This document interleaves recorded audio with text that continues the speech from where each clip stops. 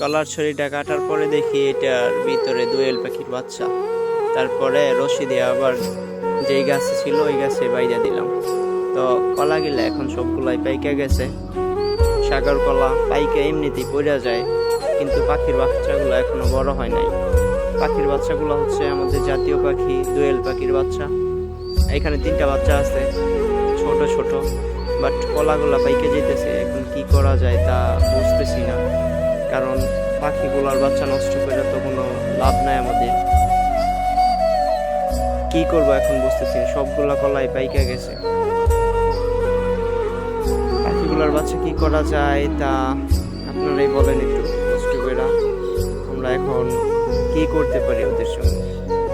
সবগুলা কলাই পাইকা গেছে মোটামুটি, খালি নিচে কয়েকটা কলা বাকি আছে। সাগর কলা তো এমনিতেই পাইকে গেলে